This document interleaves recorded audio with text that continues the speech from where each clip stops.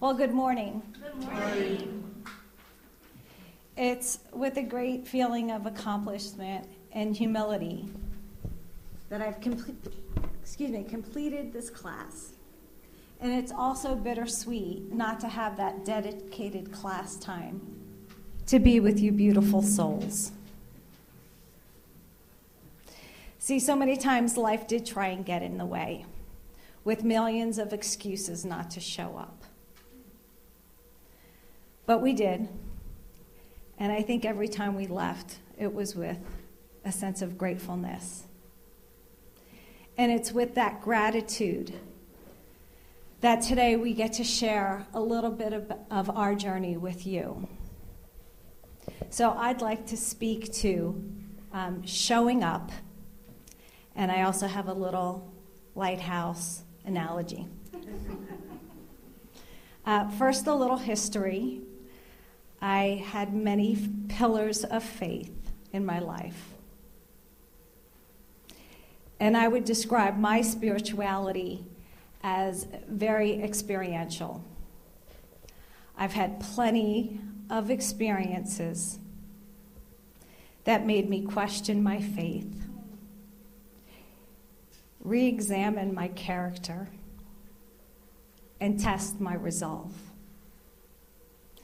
And looking back, I see them all as miracles, because God was in every situation, especially when it was a situation of growth. There was a time when I never thought I'd join a spiritual community again, and my friend Patty brought me here to Centers for Spiritual Living. And with each Sunday service and with each class, my heart reignited, because I was in alignment with so many of the teachings.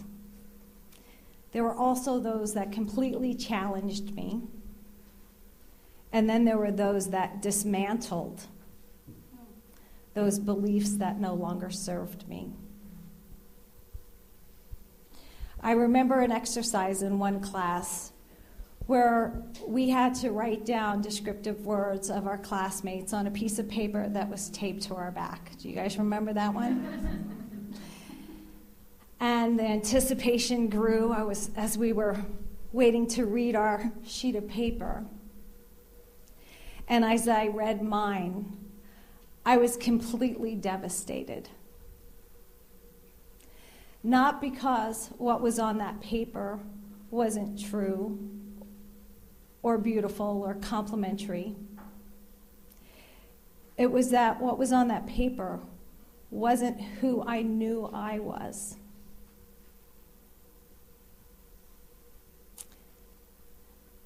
And I got a little defensive, a little angry, and a little sad. See, I knew that some people knew my heart. And I thought, well, maybe in time, the rest of you would. And then I thought, well, maybe they just have something to work out. So that was my first clue. That I wasn't going to learn that lesson right then and there. And the universe said, we'll defer that for another time, Diane.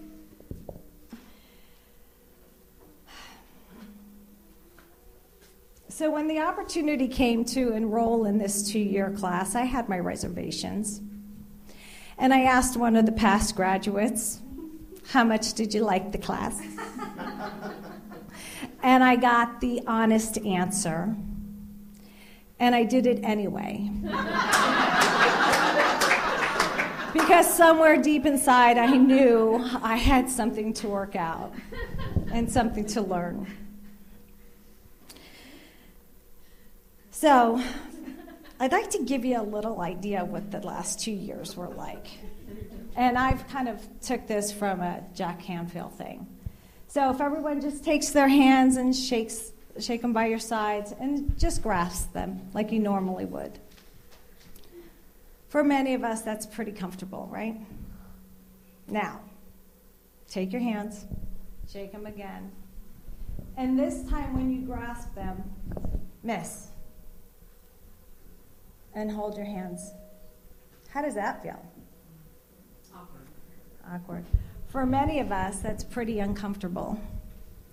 And what we know is that the longer we hold that, the more comfortable it becomes for some reason.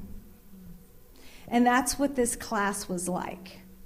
We've had moments of comfort and settling in and bliss. And then we had moments of extreme discomfort. See, when you're on a journey like this, life doesn't slow down so that you can contemplate what you've been learning and slowly incorporate it into your life. It shows up big. And it showed up big for me. And I realized that that's maybe how I asked it to show up. Right. So there was midway through the first year, and I had an intense discomfort with one of my life situations.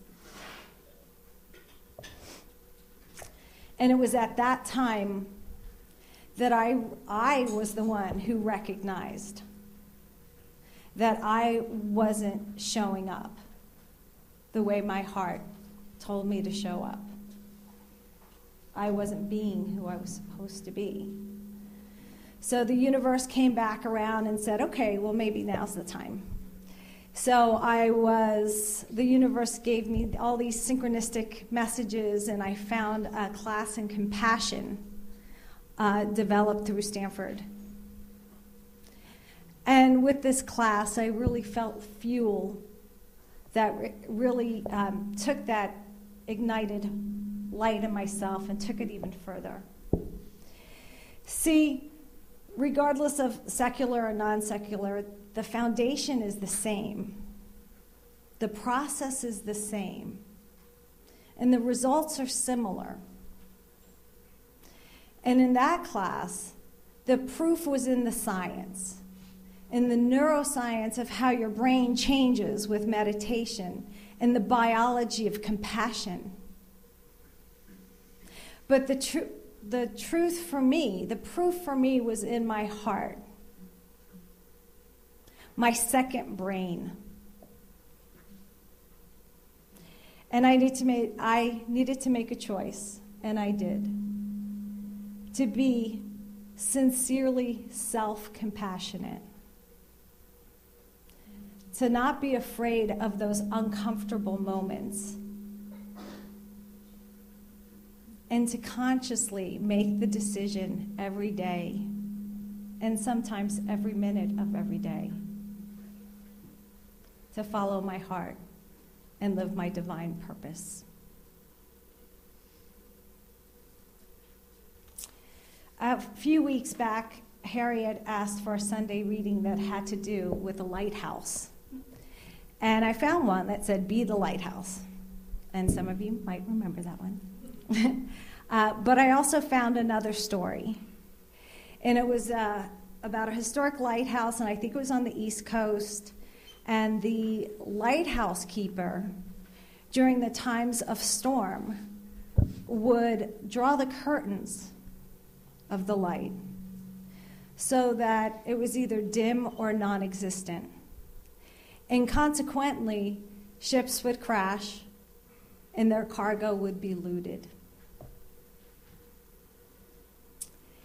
Each of us are called to be the lighthouse. We are also called to be the lighthouse keeper, to be conscious of how our actions, reactions, limiting beliefs, addictions, negative thinking, judgment, and lack of self-care can rob us and those we love of our light. Are we showing up as bright beacons of light as we're intended to be? Or are we comfortable hiding behind partially open or drawn curtains. I now have intention, practices, consciousness, and even the science to show up in alignment with my heart to nurture the lighthouse within. I'm very grateful, Harriet, for your commitment to all of us on our journey, to all of you in this community that make this time and space sacred, to my friends and family who half the time had no idea what I was doing. On the couch, on my computer, crying. Hopefully, you've seen the light. Thank you.